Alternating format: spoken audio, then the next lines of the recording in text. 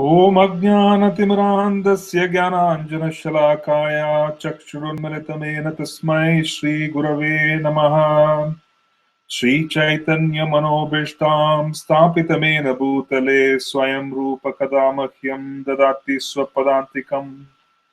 वन्देऽहं श्रीगुरुं श्रीयुतपदकमलं श्रीगुरुन् वैष्णवांश्च श्रीरूपं साग्रजातं सहगण रघुनाथान्वितं तं सजीवं साद्वैतं सावधूतं परिजनतैः सहितं श्रीकृष्णचैतन्यदेवं राधाकृष्णपादान् सहगण Lalita विशाखान्वितांश्च।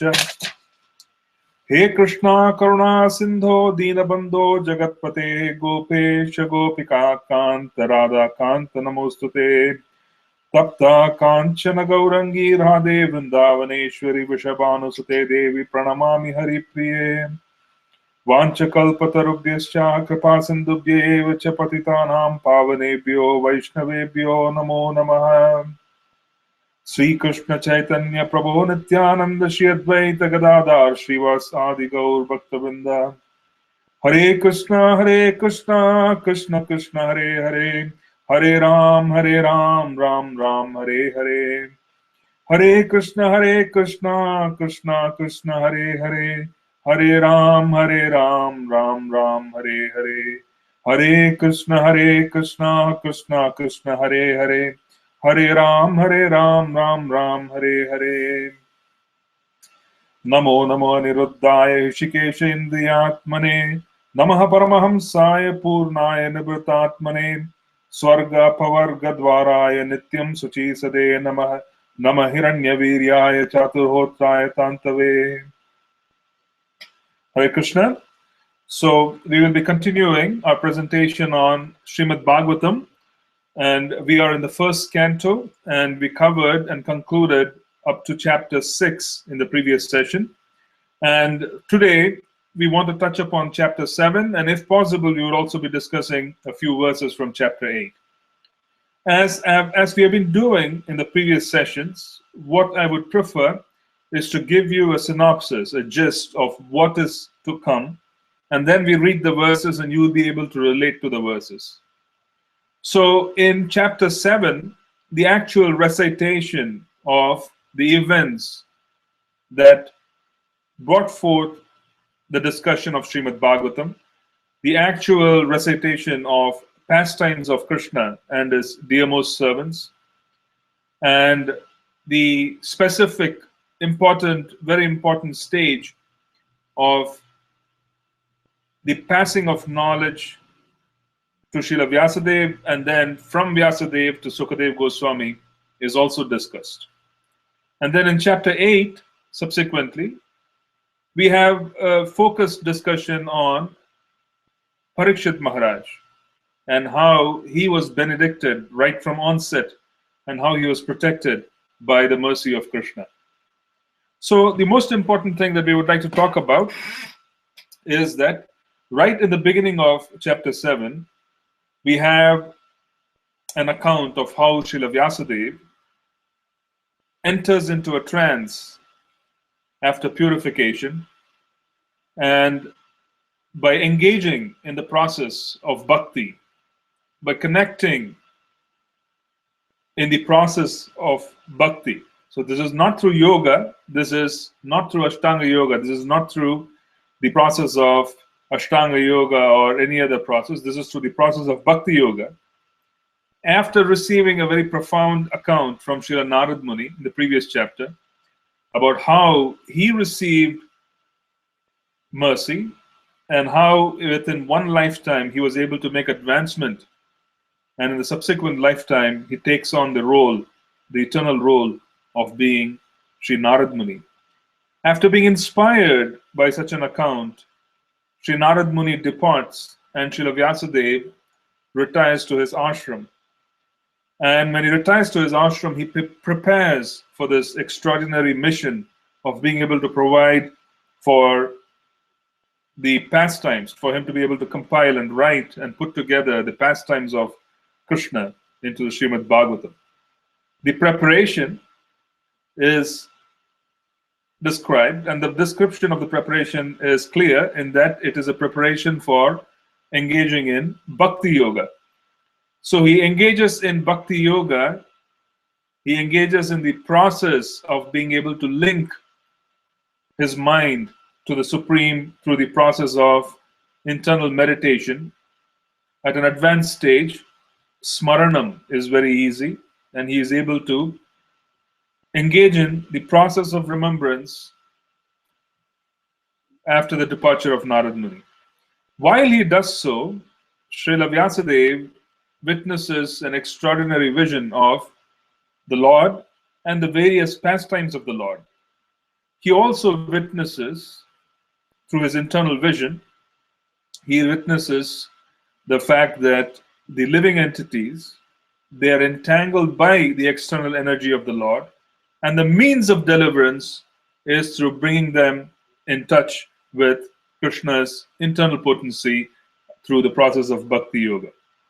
So this whole vision of Srimad Bhagavatam unfolds in the heart of Srila Vyasadeva after the departure of Sri Narad Muni, when he enters into a trance. So this is realized knowledge. This is realized knowledge in terms of the descriptions given in the Srimad Bhagavatam are first seen by Srila Vyasadeva. So we have to realize that this is also a good time for us to talk about Praman. Praman literally means proof. So there are three types of Praman which are considered bona fide. In fact, there are several other types which Srila Jiva Goswami talks in detail, but three are most prominent. So those are Pratyaksha, Anuman, and Shabda. So Pratyaksha Praman is the ability of an individual to use his or her senses and to be able to perceive reality.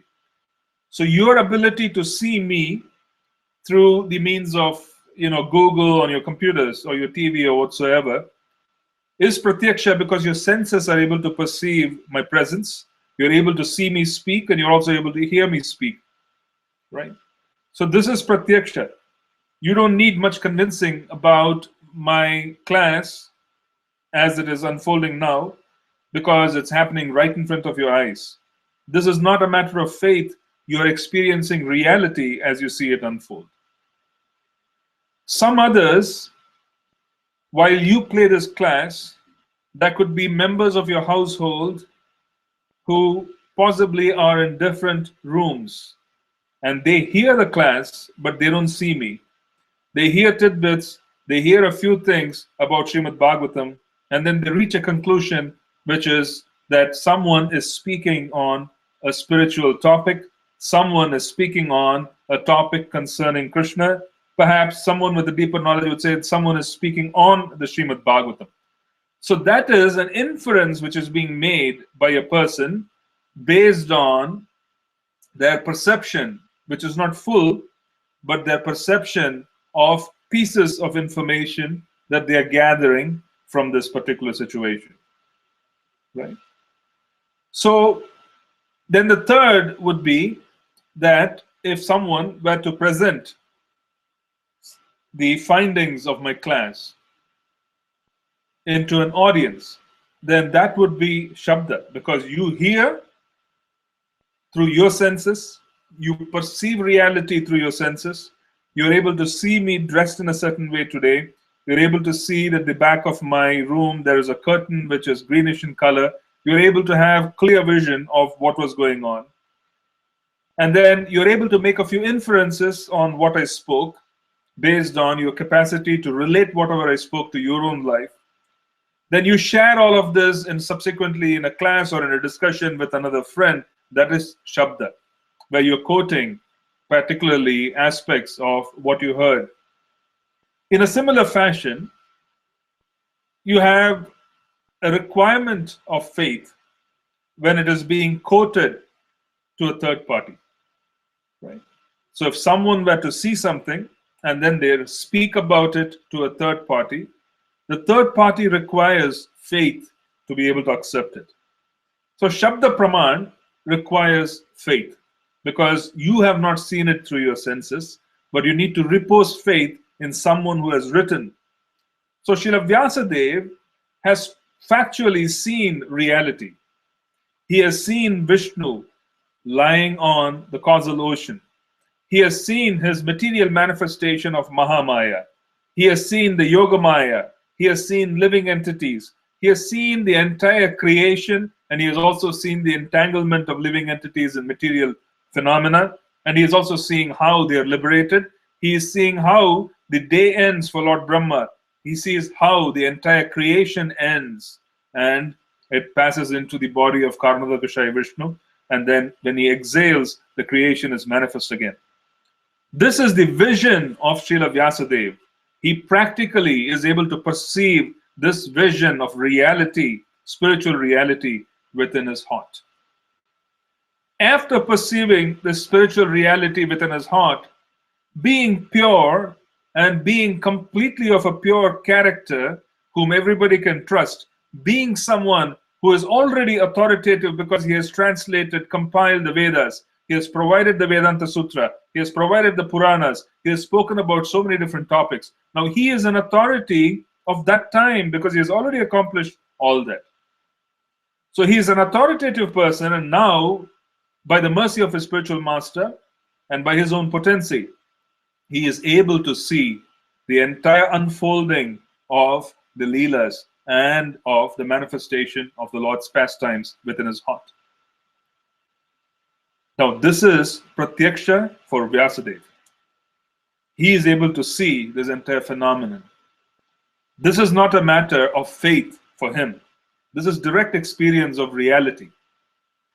And then he records all of this, and he passes this knowledge on to Sukadeva Goswami, his son.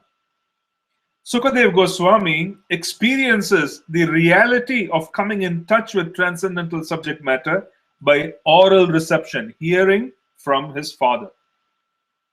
He hears from his father, sees a transformation occurring within himself, perceives the transcendental reality and attraction of the pastimes of the Lord, and then he in turn now becomes a speaker. So when Sukadeva Goswami is speaking, it has already gone from personal realization to hearing to personal realization and to passing on to the audience. So Sukadeva Goswami is also perceiving the reality which is spoken by Srila Vyasadeva, and he is sharing the reality to Pariksit Maharaj on the banks of the river. But the first reality which is manifested in the heart of Srila Vyasadeva. He is able to perceive this reality. He is seeing it. For Vyasadeva, it is Pratyaksha. Please understand that for him, it is direct perception. For advanced souls who have crossed over the material ocean, when they read the Srimad Bhagvatam, it is Pratyaksha. There is no question of lack of experience. They are able to perceive reality when they are able to read the Srimad Bhagvatam, when they come in touch with this transcendental literature, just as much as Sukadeva Goswami, when he came in touch with this particular transcendental literature from his father, he immediately was enlivened and he understood that this was the most profound nature of, the Srimad Bhagavatam's profound nature. He understood this was the most sublime and the most pure and the highest form of transcendental experience one could ever have, is to come in touch with oral reception, hearing Srimad Bhagavatam, because hearing Srimad Bhagavatam can have an immediate effect in our heart where it loosens the strings and we let go of material affliction. It can have an immediate effect. We feel it as well. So the advanced soul's perception of transcendental literature is Pratyaksha. And after seeing transcendental literature and experiencing transcendental literature, taking this literature into heart and wanting to pursue, further, such advanced souls then become vehicles who convey the message of Srimad Bhagavatam to people like us. Like Srila Prabhupada, for example. He spoke the Srimad Bhagavatam, and he spoke out of extraordinarily deep conviction because he had also realized and had experiences of profundity by coming in touch with Srimad Bhagavatam. And then whatever is being given by these advanced souls, for us, this is Shabda Praman. This is Praman which has been written. by realized souls of their experiences, and this becomes a bedrock of faith for us to work on. When our faith through the process of sadhana bhakti increases and increases to a point of purity, then we experience Srimad Bhagavatam as reality. Our senses experience Srimad Bhagavatam as reality. So this is live literature. This is transcendentally live. This is not a book which is made of dead matter. It is alive. So when you come in touch with it, it purifies you and gives you the ability to understand its nature depending on your own or our own qualification. The more advanced we become in Krishna consciousness, the greater our ability to perceive the reality stated in Srimad Bhagavatam. So that is the first part of description given in the Srimad Bhagavatam. The next part, in the 7th chapter. The next aspect which is also being discussed is, how did Sukadev Goswami get attracted? He was already liberated. So there's an extraordinarily important verse in the 7th chapter, which is also called the Atmarama verse. It is known as the Atmaram verse. And Sri Chaitanya Mahaprabhu explained the nuances of the Atmaram verse to Sanatana Goswami. And the Atmaram verse particularly is an answer on how someone who is liberated could actually be attracted to anything. If someone is liberated, they're already satisfied. They already have crossed over the material ocean. They are in a state of reality which is far beyond this material creation. Why would they be attracted? What was it which motivated Sukadev Goswami, who had already graduated, who had already made the transition, who had already moved on beyond the material sky? What is it which will motivate him to take up the extraordinary study and understanding which is required to present Srimad Bhagavatam? He had to understand first, so which required work. So why would someone who is so liberated would want to employ any kind of effort? So that's the topic which is also spoken about in the 8th canto. And Sri Chaitanya Mahaprabhu explains the answer to Sanatana Goswami about the fact that someone who is liberated and who is in the Brahman realization, who is liberated, who has crossed over the material sky, he has crossed over all the elements of the material sky and he has crossed over to the spiritual planets, but is in Brahman. He is taking pleasure in the non-variegated, unvariegated aspect of the Supreme. He is taking pleasure in the fact that he is above the material creation. But there is no variegated connection. Every soul in the spiritual state is also seeking association, is also seeking a connection which is very deep with Krishna. So since every soul is, even in the liberated stage, is seeking connections and seeking an extraordinary connection with the Supreme Lord, someone who is in a liberated state, when they hear the transcendental pastimes which describe Krishna's unique pastimes, and these pastimes themselves are completely free of matter, then they become very attracted to this. See, they become very attracted. In other words, Srimad Bhagavatam speaks of a frequency which is above the material sky. Since Sukadev Goswami was situated above the material sky, he was able to connect and he was able to appreciate the nuances of the Srimad Bhagavatam. Okay. Now there's a beautiful analogy which was given by my spiritual master in one of his books. And this describes the difference between the 3 different types of realization. I've spoken about this before. So there is Brahman, there is Paramatma, and then there is the realization of Bhakti, which is the realization of the pure relationship with Krishna. So the example, which is very well understood to differentiate between 3 different types of experiences of a transcendentalist, is of offering of bhoga. Some of you who are listening to this class are pujaris. You have the ability to prepare certain foodstuff and make an offering to the deity. Some of you who are listening to this class are attendees of various programs in the local temple where you attend Mangalarti, you attend Sandhya Arti, Shayan Arti, you attend the Aratis and you sit before the deity, perhaps engaging in kirtan. This is to assist the pujaris who are inside who are trying to offer Arati.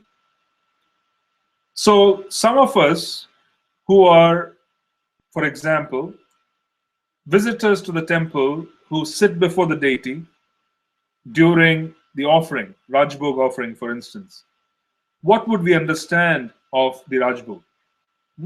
What is our understanding? We would be able to understand once the screen is shut. Oh, the screen is shutting at 12 noon, so the pujari must be offering a bhoga. This is reality. This is satya. This is sat. The reality of sat is that we would be able to come in touch with this particular knowledge that there is a Supreme Lord who is in the deity form. He is being offered foodstuff. It is 12 noon. Perhaps there can be several foodstuffs which can be offered. So this is the extent of knowledge which one has when they come in touch with reality. They just know that the material world has ended and the spiritual world has begun. Next, there could be people who are offering pujari service, right? And these people are fully cognizant, right? They're fully cognizant of what is being offered. So they are able to see what is being offered. They may not have cooked it, but they have offered it. So they're able to see that there's a samosa, there's a sweet, there's dal, there's sabji, there's puri, rice, so on and so forth. And they're able to see all of this being offered in Rajbhog to the deity. They're able to perceive it through the senses. But their ability to understand is only a shade better than a person who is sitting in the audience. The person sitting in the audience who is outside, who is doing his kirtan, he can only understand that something is being offered. Someone who is making the offering is able to see that different foodstuff is being offered. Their level of knowledge is much higher. But then after the offering is complete, when the bhoga is being distributed, then there is ananda, because one is able to engage in the service of being able to accept the prasad, or one has already engaged in the service of being able to cook variegated foodstuff for the Lord. There is ananda only when there is a relationship and there's service, right? When we really come in touch with being able to serve Krishna. So similarly, Brahman realization is a realization of the Sat Vaibhava of Krishna. They know God exists. They understand that God has several forms, but they are now in a reality of eternity, which is they are above the material sky. That's it. There is some ananda, there is some knowledge. There's no doubt. This is compared to the person who is sitting outside, who is understanding that, okay, the screen is shut, bhoga is being offered, and the person is able to perceive that there could be various foodstuffs which is being given. So all of this is true of this person. There is some ananda and there's some knowledge. And then comes those who are actually making the offering. They are fully able to see that there are different foodstuffs that's variegated and they're offering it to Krishna. Now, that level, there is ananda, but it is a little more than just the reality of knowing that bhoga is being offered, but it is not full. Okay, this is just knowledge. Now they have variegated knowledge. They know which foodstuff is being prepared. They know what is being given. They have fuller idea of that. The last category is the person who either cooks or the person who partakes the prasad after it's being given. These two personalities have experienced all three realities. They have understood that this is Rajbhog time. They have participated in seeing what the foodstuff is. They also have complete understanding of how it tastes. They also have complete perception of how it tastes. They've engaged their limbs in direct service. They've accepted the prasad. It's gone into their mouth. So they feel completely, they have complete knowledge of how the texture of the food is. and so on and so forth. So in a similar fashion, you have Sat Vaibhava, which is understanding of eternity, which is experienced by those who come in touch with Brahman. They understand that there's eternal life. They come in touch with Brahman, which means that they are free from matter, so they experience some pleasure of freedom from matter. Brahma Bhuta Prasannatma, complete freedom from matter and influence of material modes. There's pleasure there, but it is not variegated. Next comes the person who now is able to perceive through their senses what is being offered, which is the Chit Vaibhava. They're also able to perceive through their senses in the heart the Paramatma realization of how Krishna appears, how does he look, everything. The third is the category of someone who is able to not only engage in service, but is also able to personally experience the various relationship with Krishna. And that is someone who really experiences complete Ananda. So Sat, Chit, and Ananda is Brahman, Paramatma, Bhakta. Three different levels.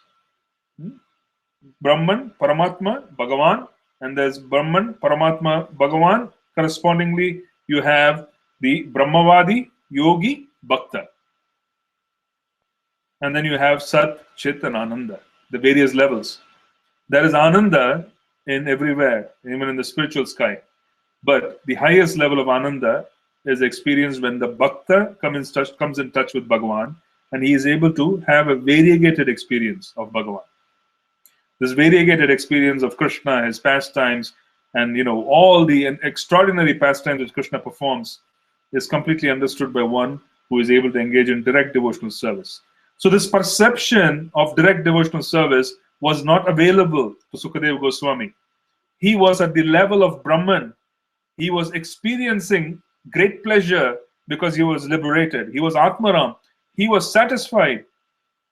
But beyond just being satisfied by being above the material sky, beyond being satisfied just because we are free from the modes of nature, there is this particular experience of variegatedness. That variegatedness comes when one is able to have a perception of direct relationship with Krishna. So Sukadeva Goswami, through oral reception, by hearing from his father, he was able to perceive that personal relationship that he had with Krishna. And that perception was the reason for his great deep attraction to the Srimad Bhagavatam. He was extraordinarily attracted when he heard Krishna's pastimes in Braja. And he found that this is something which is giving me even greater pleasure. This is something which I'm motivated to study deeper. It is far beyond Brahman. It is far beyond the experience of being completely free from the modes of nature that I've already experienced. And he wanted to pursue that. A similar experience was found by the Kumaras. When they came in touch and their senses came in touch with the offering of tulsi leaves, which were offered to the lotus feet of Lord Narayan. They came in touch with the smell, and their senses immediately were awakened to something which was completely transcendental. They didn't realize that there was something which could attract their senses, which were actually liberated from matter. So this is the extraordinary experience of Srimad Bhagavatam. Srimad Bhagavatam is attractive not only to conditioned souls, it is attractive to those who are liberated. And the reason it is attractive to those who are liberated is because oral reception of Srimad Bhagavatam invokes feelings of direct connection and relationship with Krishna. They're able to experience the rasa. Everybody is eager for rasa. Everybody is eager for relationship. And who is the person who is capable of satisfying that quest? It is Krishna. And Srimad Bhagavatam, the potency of Srimad Bhagavatam is such that it can put someone who is conditioned by material nature in touch with Krishna. It can put someone who is liberated from material nature in touch with Krishna. So one can be Brahman, Brahmavadi. One can be Yogi, Paramatma, realization and Paramatma focused, and one can be a Bhakta. Right? All three are going to be completely enlivened by Srimad Bhagavatam, because its position, Srimad Bhagavatam's position, is even higher than all of this. Right? It talks about Goloka. So that is also the topic of chapter 7, as to why would Sukadeva Goswami, who is an exalted personality, who is perfectly satisfied, why would he choose to endeavor? They wouldn't endeavor, right? It's like someone who is already the CEO of a company. You know, what motivation would the CEO of a company have to become the CEO of another company? Especially if you were to start again, right? So it's like that. You already have reached your goal. You thought that was the ultimate goal. And then now you come across something which is saying, no, whatever you thought you had to achieve, is nothing compared to what's available. Now let's go deeper. And then Sukadeva Goswami picks up. Then he relishes.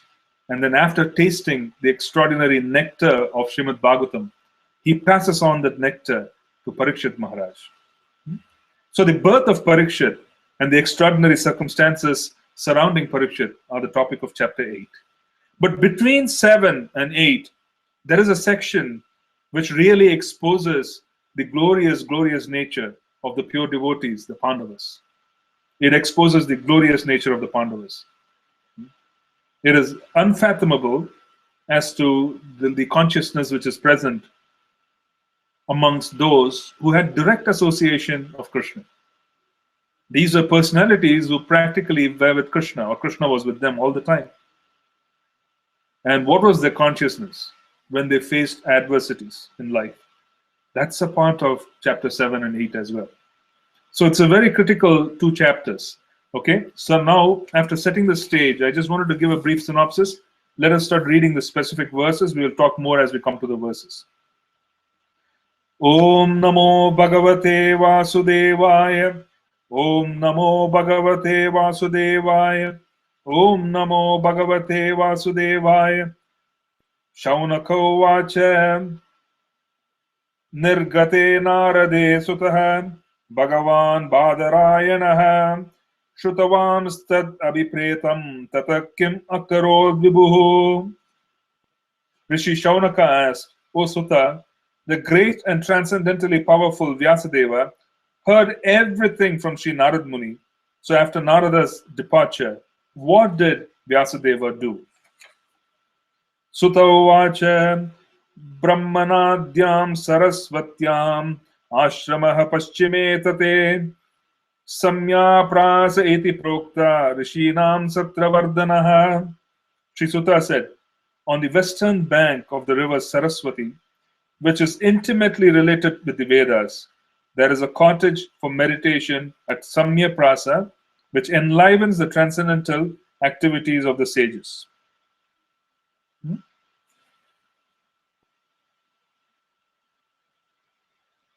Text 3. Tasmin swashrame vyaso badari sandamandite achinopa upasprishya pranidadyav manashrayam. In that place, Srila Vyasadeva, in his own ashram, which was surrounded by berry trees, sat down to meditate after touching water for purification. So this was his ashram on the banks of the river Saraswati. After Sri Narad Muni departed, he sat down and began to meditate. Bhakti yogena manasi samyak pranahite male apasyat purusham purnam mayam chatat aprashayam. Thus he fixed his mind, perfectly engaging it by linking it in devotional service, without any tinge of materialism, and thus he saw the absolute personality of Godhead along with his external energy, which was under full control. So he was able to see Krishna, he was able to see the Supreme Person, he was also able to see the external energy, he was able to see the entire manifestation of the material universe and Krishna.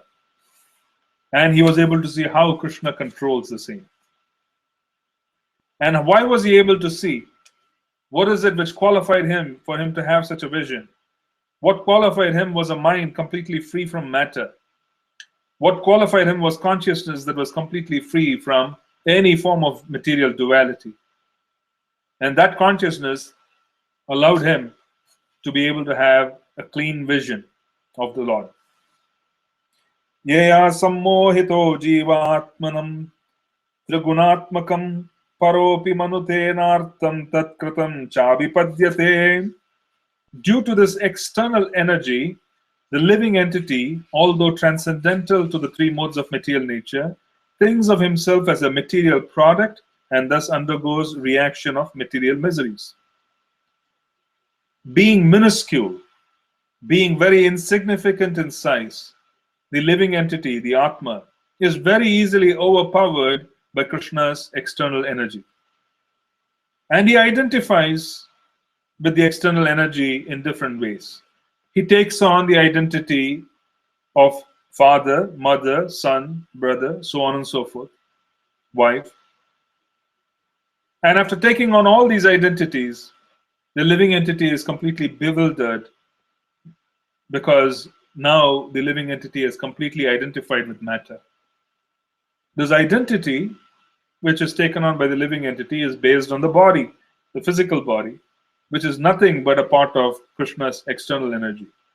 Given that the external energy is so profound in relationship to the minute nature of the soul, the external energy is able to overwhelm and overpower, overshadow, remove the knowledge from the soul. By engaging this body in activities that are transcendental, by coming in touch with Srimad Bhagvatam through oral reception, through hearing Srimad Bhagvatam, the living entity is able to shake off the influence of matter. And by doing so, the living entity is able to perceive the connection with Krishna. Anartopasamam sakshat bhakti yogam madhokshaje lokasya janato vidvans chakre sattvata sammitam. The material miseries of the living entity, which are superfluous to him, can be directly mitigated by the linking process of devotional service. But the mass of people do not know this, and therefore the learned Vyasadeva compiled this Vedic literature, which is in relation to the supreme truth. The material miseries are superfluous. Why are they superfluous? Because they are associated with identifying with the body. Every form of material misery is identifying with the body. If you ask devotees who are practitioners of Bhakti Yoga, is the process of Bhakti Yoga a challenge? Do we have a challenge in chanting 16 rounds? Do we have a challenge in even thinking that you cannot allocate 90 minutes of your time to Krishna every day? It's not difficult. The process of Bhakti Yoga is not difficult. What is difficult is the identification with matter to such an extent that our lifestyle overwhelms us. What is difficult is our lifestyle. We have material difficulties. We have difficulties in having a simplistic, straightforward lifestyle that is conducive for devotional service. We have difficulty in staying course. The sadhana itself is not difficult, because the miseries themselves are very superfluous. How do you mitigate miseries? It's very simple. Miseries at any given time, if you take today as the first day of our existence, what is it a living entity could possibly do when they begin to exist? They can eat, sleep. If they're qualified in one way or the other, they can mate, and they can defend. These are four activities which a living entity would engage in. If these four activities can be connected to Krishna from day one, then these four activities would be 100% aligned with the objective of Srimad Bhagavatam. And these activities will not be a result of torment. In other words, these activities themselves would be able to liberate us. So here they are saying the material miseries of the living entity, which are superfluous to him, can be directly mitigated by the linking process of devotional service. Link your eating first to devotional service. Avoid touching anything which has nothing to do with Krishna. If it has not been offered, do not accept it. Ensure that foodstuff is linked to Krishna.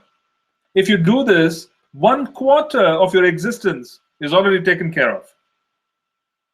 1/4, if you were to consider eating, sleeping, mating, defending, is already taken care of, which is a big deal.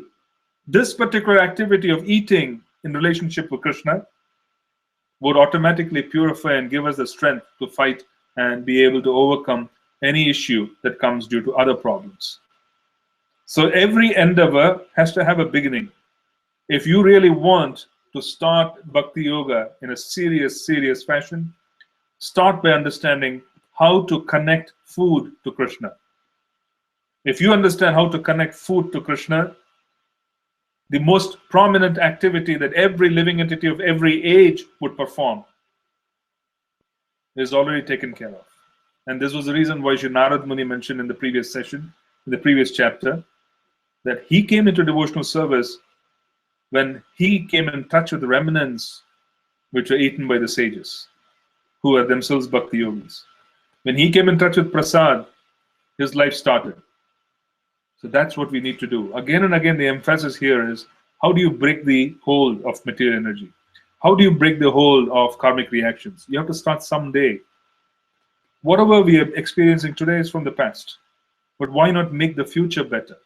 So we make changes to our fundamental activity of sticking only to honoring prasadam.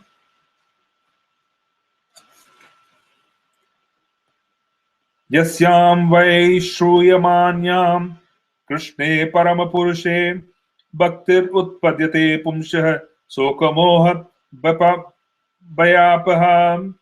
Simply by giving oral reception to this Vedic literature, the feeling for loving devotional service to Lord Krishna, the Supreme Personality of Godhead, sprouts up at once to extinguish the fire of lamentation, illusion, and fearfulness. Some of you can experience this. When you first hear Srimad Bhagvatam, and if you're sincere and you want to make progress, just hearing Srimad Bhagvatam automatically awakens this great thirst for wanting to make progress in devotional service. Just hearing, oral reception. Hearing is probably the most important seva. You begin by hearing, and then you speak what you hear. That's preaching, right?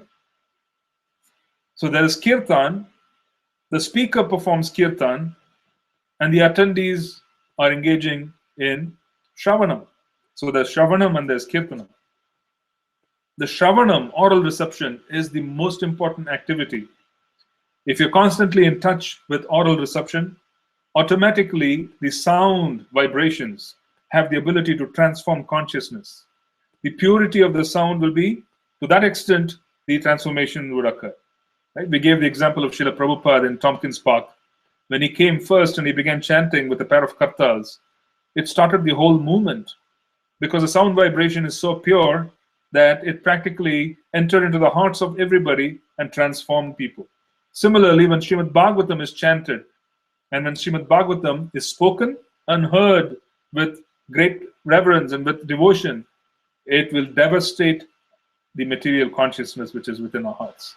There is immediate devastation, to say the very least. Devotional service begins. So it's simply, this is a Shastric quote from Bhagavatam. Yasyam vai shruyamanayam Krishne paramapurushe bhaktir utpadyate pumsa shokam moha bhayapaha. Simply by giving oral reception to this Vedic literature, the feeling for loving devotional service to Lord Krishna, the Supreme Personality of Godhead, sprouts up at once to extinguish the fire of lamentation, illusion, and fearfulness. Kleshagni. Kleshagni, which is all the three kleshas, Adhyatmik, Adidaivik, Adibhautik klesha, afflictions due to other entities, afflictions due to the devas, affliction due to our own faults. All the kleshas and ills and pain that is caused by these three different types of fire are completely extinguished at the highest stage of Krishna consciousness. However, even in the beginning, once you come in touch with transcendental literature, you come in touch with the holy names, this particular fire starts receding. That is experienced by all of us. Sasamhitam Bhagavatim Kritvanu chatmajam sukam adhyapayam asanivritin ratam munihi. The great sage Vyasadeva, after compiling the Srimad Bhagvatam and revising it, taught it to his own son Sri Shukadev Goswami, who was already engaged in self-realization. Sukadev Goswami was liberated in the womb of his mother. Srila Vyasadeva was fully aware. So he encouraged him and he taught him this extraordinary literature because he had a son who was fully qualified. Shaunaka uvacha savai nivriti nirataha sarvatropekshako munihi kasyava brahatim yetam atmaramaha samabhyasat. Sri Saunaka asked Sutta Goswami. Sri Sukadev Goswami was already on the path of self-realization, and thus he was pleased with his own self. So why did he take up the trouble to undergo the study of such a vast literature? We spoke about this at length. The question is coming up that someone is already liberated. If liberation were to be such a lofty goal, moksha, we say, if moksha is already attained, how is someone who is a Jivan Mukta, he is in his body, he is liberated, how is someone who is already liberated in his body capable and wanting to immerse himself further in this kind of deep study? Right?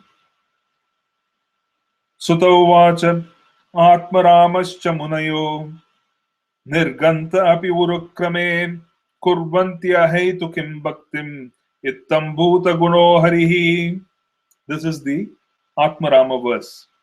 This is an extraordinarily important verse which was expounded by Chaitanya Mahaprabhu, where he offered this realization of the Atmarama verse to Sanatana Goswami. Right? All different varieties of Atma Ramas, those who take pleasure in the Atma or spirit self, especially those established on the path of self-realization, though freed from all kinds of material bondage, desire to render unalloyed devotional service unto the personality of Godhead. This means that the Lord possesses transcendental qualities and therefore can attract everyone, including liberated souls. We spoke about it with some level of length. So here, Sri Chaitanya Mahaprabhu breaks down this Atmarama verse into 11 different parts. And he practically wants to say that different personalities can get attracted to the variegated pastimes of the Lord as given into, divided into various aspects. So the first, he points out 11 factors. The first factor is Atmarama. Second is Munayaha, Nirgrantha, Api, Cha, Urukrama, Kurvanti, Ahaitukim, Bhaktim, Ittam Bhuta Gunaha, Harihi. According to the Vishwa Prakasha Sanskrit dictionary, there are 7 synonyms for the word Atmarama, which are as follows: Brahman, body, mind, endeavor, endurance, intelligence, personal habits. So the point which we want to make here is that this particular verse was explained by Sri Chaitanya Mahaprabhu, and he explained it to Sanatana Goswami, wanting to show that the literature of Srimad Bhagvatam is actually attractive even to those souls who are liberated. It is attractive. So there's an explanation there. We will start studying the chapter 7 from the following week. And at that point in time, if there is anything more that I want to convey based on the audience, I would convey more about the particular verse. For today, I just want to go further in reading a few more verses, and then in a subsequent session and further sessions, we can talk about the particular expansion of the Atmaram verse given by Mahaprabhu. Harer gunakspita matir Bhagavan Badarayanahi Adyagan Mahat Akyanam Nityam Vishnu Janapriyaha. Srila Sukadev Goswami, son of Srila Vyasadeva, was not only transcendently powerful, he was also very dear to the devotees of the Lord. Thus, he underwent the study of this great narration. So Brahma Vaivarta Purana talks of the liberation of Sukadeva Goswami. Apparently that's the reference for his liberation. So he was given various aspects of Srimad Bhagavatam right from the early stages, and he was already liberated within the womb of his mother. So here it is also being said, in addition to being liberated, the reason why he received Srimad Bhagavatam was because he was very dear to the devotees of the Lord. He was a Vishnu Jana Priya. It's given here. Nityam Vishnu Jana Priyaha. That is the other reason why he received this extraordinary literature. It's like a pre-qualification for coming in touch with transcendental glories of Krishna, is that one has to be a Vishnu Jana Priyaha. Parikshito Uttara Rishehe Janma Karma Vilapanam Samstitam cha Panduputranam Vakshye Krishna Katodayam. Sutta Goswami thus addressed the rishis headed by Saunaka. Now I shall begin the transcendental narration of the Lord Sri Krishna and topics of the birth, activities, and deliverance of King Pariksit, the sage among kings, as well as topics of renunciation of the worldly order by the sons of Pandu. Okay, I will stop here because it's 20 minutes past 9. We can take, starting this verse, we can do it in the subsequent session on Monday. Want to see if there are any questions, we can take those, because I don't want to stop midway. We know that Krishna alone can give true unlimited bliss. But how do we understand that some people still leave even after coming in touch with Krishna consciousness? Don't be surprised about people leaving Krishna consciousness. What is to be of a matter of great surprise is how many will stay back in Krishna consciousness. Okay? The real difficulty of devotees, practitioners of Bhakti Yoga, is that most of them are not clear of the goals. So they are entering into a process, but they are not clear of goals. And since they are not clear of the goal, they have multiple goals. In reality, our process is such of Bhakti Yoga, devotional service, that our process offers us the maximum ability to dedicate ourselves. What is being given to us in Krishna consciousness by our acharyas, by Srila Prabhupada, the level of sophistication, the level of knowledge which is being offered to us is such that it can really produce very dedicated, sincere souls who want to take the goal of Krishna consciousness as the primary goal in life. However, having said that, even though the opportunity of going right to and selecting Krishna consciousness as the primary means and keeping that as a primary goal throughout our life, even though it's available, most of them, most devotees are not clear. They are not clear of what has already been offered. That's number one. Number two, the level of endeavor which is required when you come in touch with a profound goal such as this is not undertaken by devotees. Why? Again, because the goal is not clear. They don't become clear. They don't seek clarity.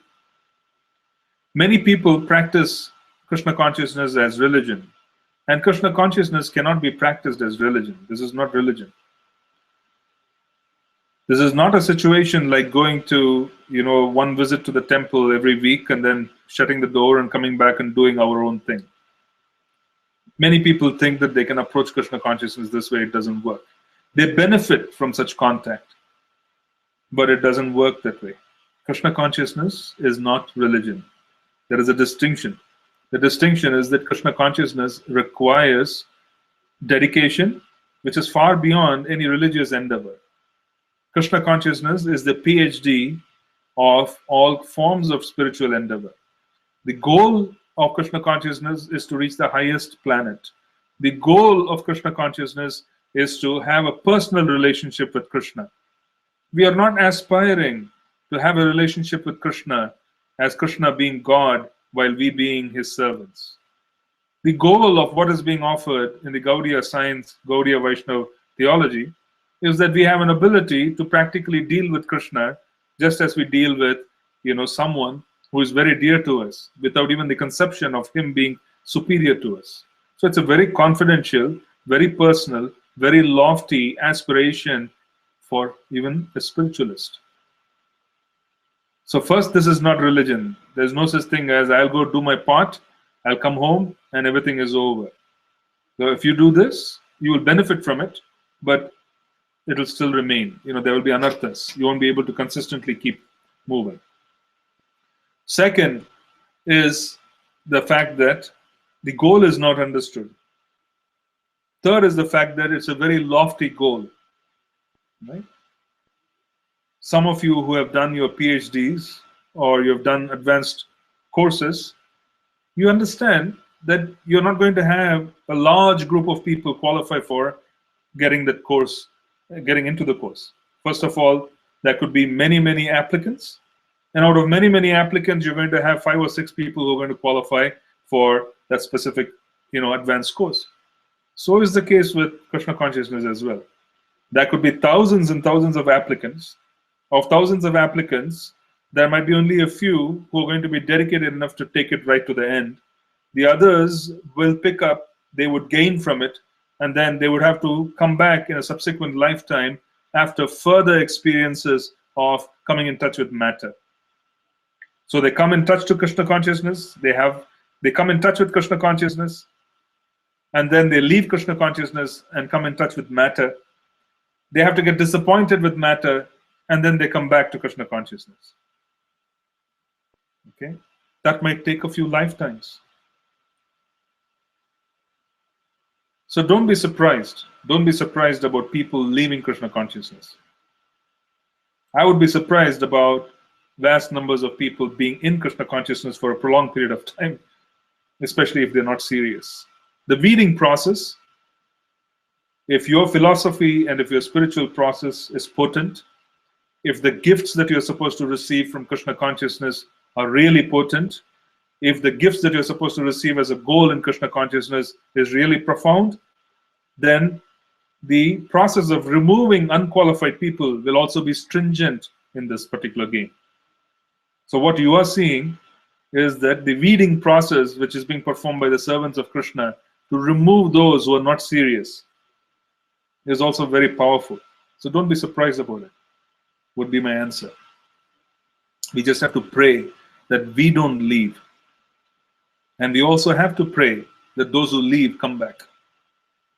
But don't be surprised, because the weeding process is very powerful.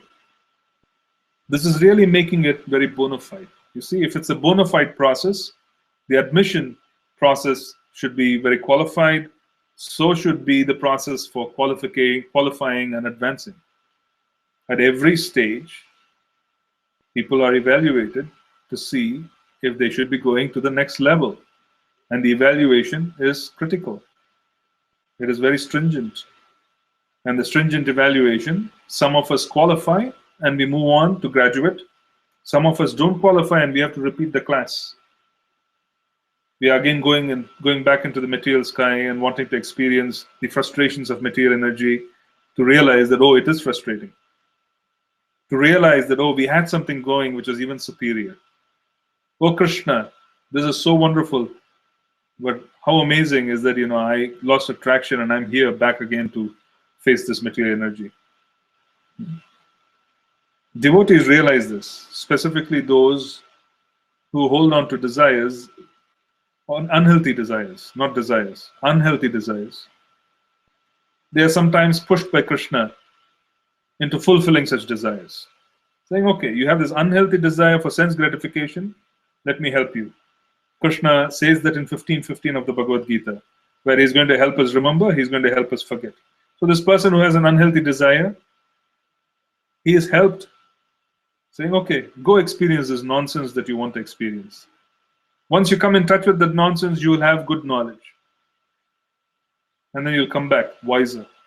So devotees who come to Krishna consciousness, who fall down and then come back to Krishna consciousness, are indeed very fortunate.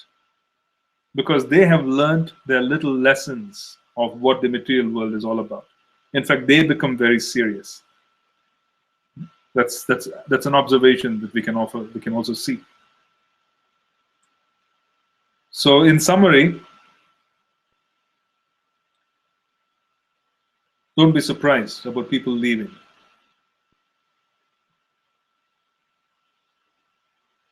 Can you explain the difference between healthy and unhealthy desire? Any desire which does not fall in the category of wanting Krishna Bhakti, wanting Seva, is unhealthy. Because ultimately it's not going to feed the goal of Krishna consciousness. That's what we call anartha. Anartha is that which has no meaning. Why doesn't something have meaning? Because it has no connection to our eternal goal. It has connection to the body. So one has to have a very clear idea, like Sri Narad Muni in the previous chapter. This idea was very clear in his head, in his heart, that okay, I've come in touch with Krishna consciousness. He was a very young person. He lost his mother, and then he goes wandering from one place to the other. And then finally he reaches a spot where he concentrates. So that particular level of, I have found something so profound that I don't want to waste my time. Let me concentrate on that. So one has to have that understanding and that focus and be able to put endeavor. If that goal of wanting to pursue Krishna consciousness at all costs comes into the heart, then we also have the ability to do everything else in life keeping that goal in mind. We have that ability to do that. Automatically, that goal which is in our heart will give us intelligence, it will give us knowledge to not get very entangled. It will provide us with a path which we would be able to take, which would be healthy. Unhealthy desires distinctly are desires that are going to condition us. Unhealthy desires are desires that are going to bind us into matter. If most of us examine our hearts, how many of us are seriously wanting to think like Sri Narad Muni, saying, I really want Krishna consciousness. I really want to keep the goal of Krishna consciousness as a primary goal. Everything else is secondary. Very few. There would be so many peripheral desires which will be a part of it, which may not be connected, which could become a distraction. So Srila Rupa Goswami had a very simple barometer. He said, always remember Krishna, never forget Krishna. Always remember Krishna, never forget Krishna. So we can easily qualify our desires. Is this something which is going to help me remember, or is something which is going to help me forget? If we are sincere, we'll be able to recognize what is healthy and what is unhealthy. Some are very profoundly unhealthy, which bind us more to matter. Some you cannot distinguish. So at that point in time, we have to depend on the bigger desire that we have in our heart. That Krishna, immaterial of what I desire, primarily my desire is to focus on Krishna consciousness. That desire will allow us to practically take decisions on other desires that come to us, other aspects of life.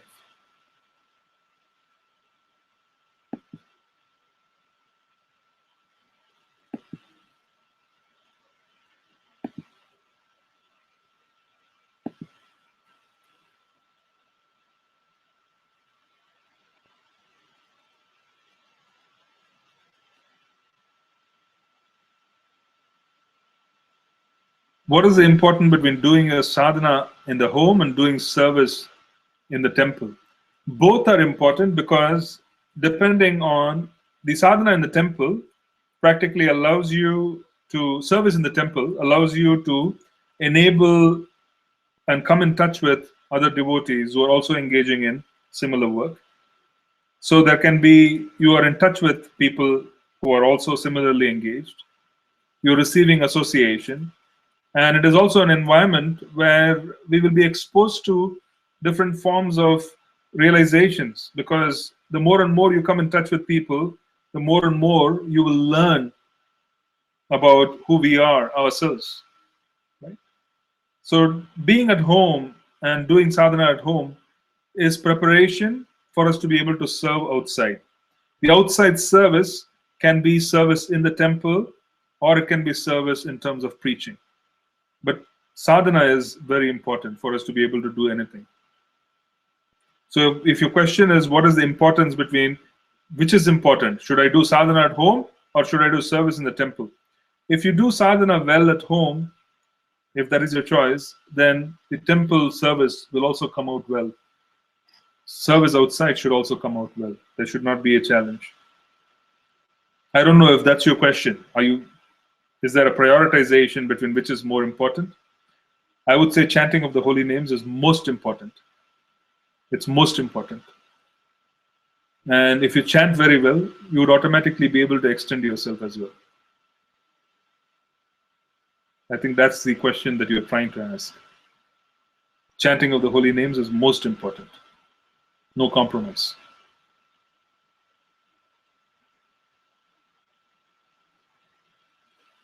Did I answer your question, Vinit Prabhu? Or would you want to elaborate on it? Because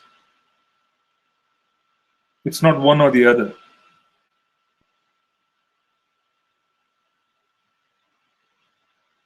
If you're overwhelmed with your service, it's time for you to talk to someone to figure out how best to rearrange your life, or for you to be able to situate yourself in a manner where you can function. If you're overwhelmed with your service to the point where you cannot chant or you're not able to function, then you need to have a chant. But there is really no distinction on which is better. Both are same, both have objectives which are slightly different. When we do sadhana at home, we prepare ourselves to interact with Vaishnavas and for service. When we do service, we are practically getting realizations which will further encourage us to chant better. In the beginning stages of Krishna consciousness, it is always better to associate in a larger group. It is better to move out and associate in a larger group.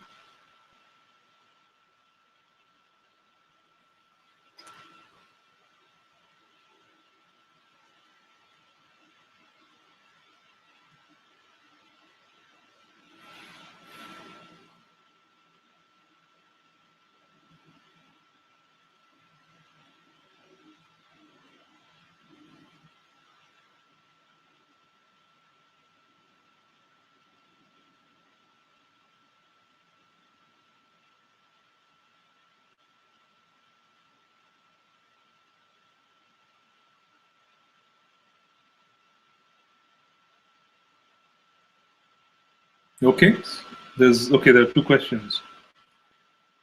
There's a situation where temple needs extra services on festivals. How to balance that? Well, festivals themselves are once in a while, Ajay Govind Prabhu. It's not a daily occurrence.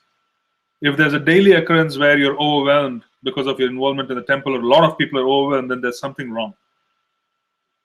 There's something wrong if it's a daily occurrence.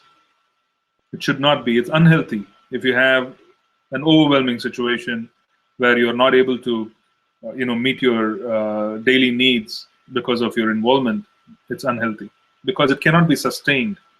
You cannot sustain your sadhana. You cannot. See, Krishna consciousness requires a lot of practical thought process as well in terms of how to sustain yourself. Every one of us have to figure out how you're going to sustain yourself over a long period of time. If your involvement is on a daily basis and you're overwhelmed to the point of not being able to function, it is a time to open out, have a chat with authorities, bringing forth your challenges so that they can assist, and they can possibly find alternatives, they can expand, they can further refine. If it is happening too often, that is, if it's practically a situation every day of the week. If on the other hand, if you have festivals, then that's a small adjustment that we should all be able to make. Right? There would always be circumstances. For example, someone's guru could be visiting your house. I can give you an example. Servants of Srila Prabhupada. The servants of Srila Prabhupada who were with Srila Prabhupada used to be so overwhelmed that they never were able to even complete their rounds properly. most of the days they used to struggle to complete their rounds. Personal servants. Because they had to be awake when he was awake so that they could serve him. And they had to rest when he was resting. And sometimes he would call as soon as he goes to bed a few minutes later. They will have to be ready for that as well. And he had this indescribable energy where he used to travel a lot and he used to still have energy to do certain things. But these young people who were 1/3 of his age, they used to get burnt out. They were not able to cope with the stringent schedule which Srila Prabhupada used to have. And this is an experience which some of my god brothers had with my Guru Maharaj as well. They used to be overwhelmed with just being with him and being able to serve. So that calls for surrender.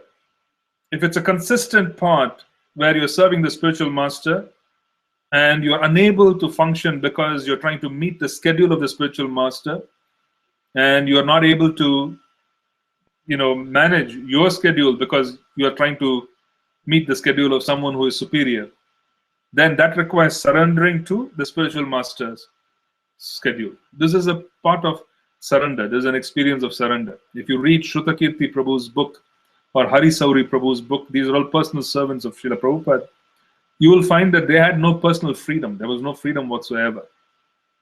So they found it very difficult over a long period of time just to maintain their rigor, their sadhana, their everything, which requires they surrender to Srila Prabhupada and be able to do what they were requiring to do.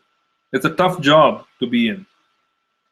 On the other hand, if you are having services every once in a while, which disrupt your routine, some amount of planning from your side should be able to mitigate that.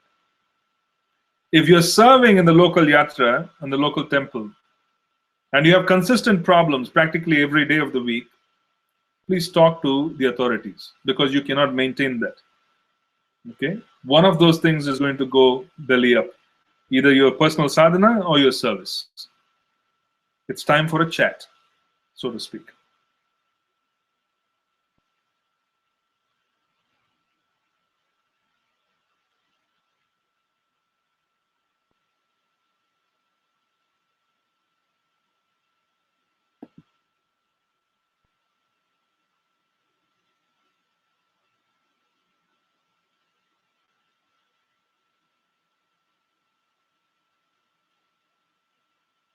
Okay, I don't see any more questions. If there are any more questions, feel free to drop a note.